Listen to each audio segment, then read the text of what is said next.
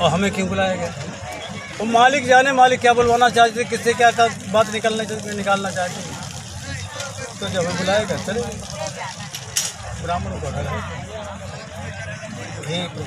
और हमें रामायण की चौपाई नहीं आओ। सचमुच हम रामायण चौपाई कुछ जानते ही नहीं है।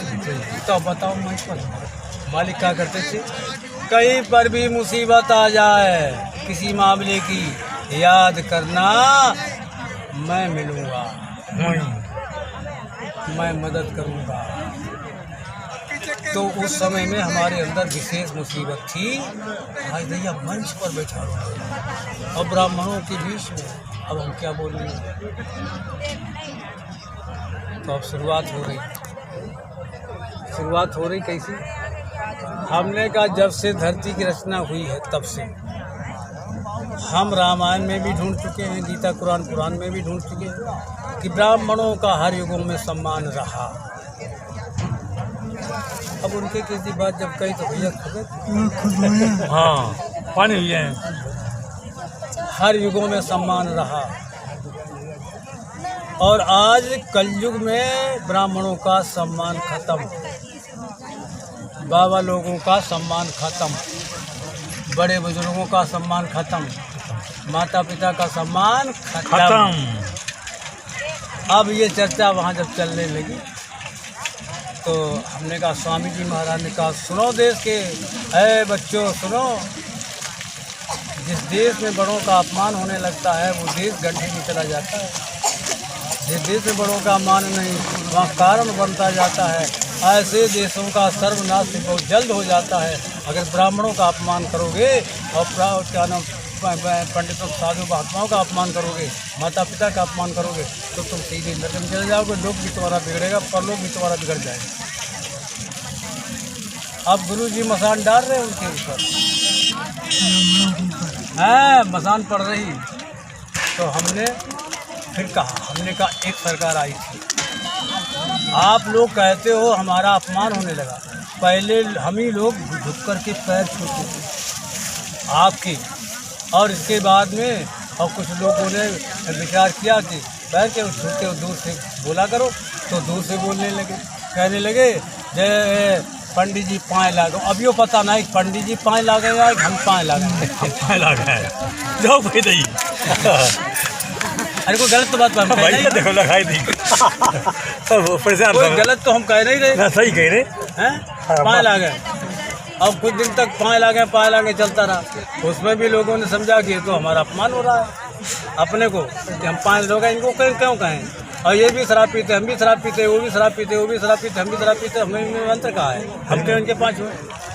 तो अब ब्राह्मणों को कोई द्विअंगुलियों से नमस्ते भी नहीं करने लगा।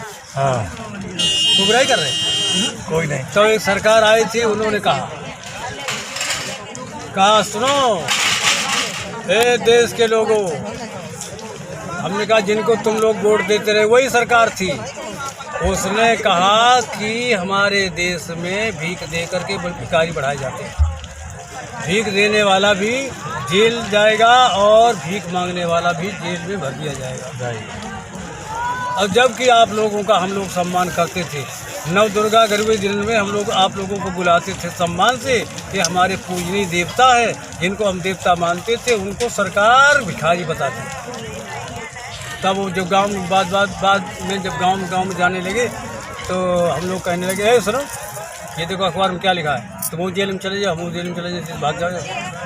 यानी अपमान उस सरकार ने कराया। और इसके बाद में उसी सरकार ने फिर एक कानून निकाली, पल पल में योजना नहीं बने, ये फेल योजना नहीं बने, फिर नई में नहीं बने, मतभेद हो गया नहीं बने में नेक दिन मतभेद भी हो गया। अरे ये नहीं चल पाएगी तो क्या फिर कहने लगे, अरे सुनो अब जिन लोगों ने गांव में जाना बंद कर दिया, भीख मांगना बंद कर दिया, पत्रा दिखाना बंद कर दिया, चले आओ हमारे पास में रुपया सरकार बांट रही है।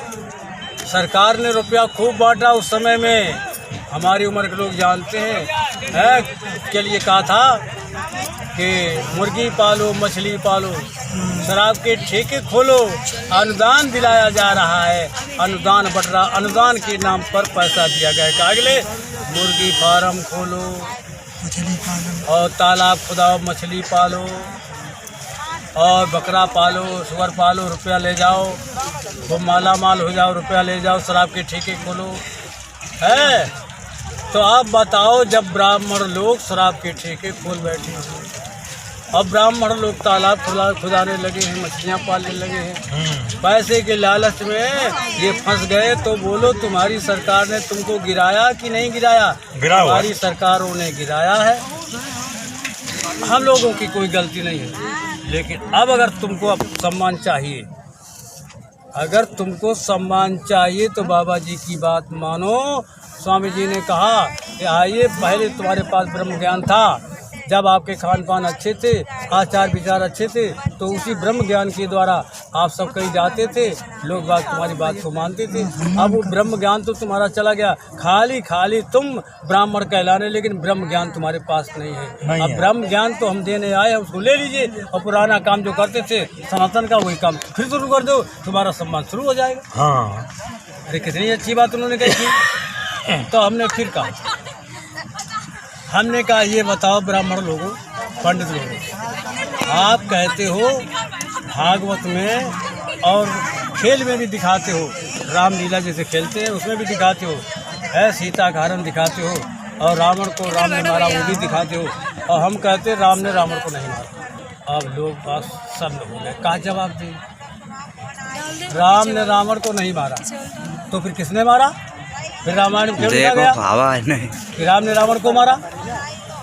राम ने तो ये कहा है, सब मम प्रिय सब मम उपजाए, इनमें से अधिक मनुज में भाई।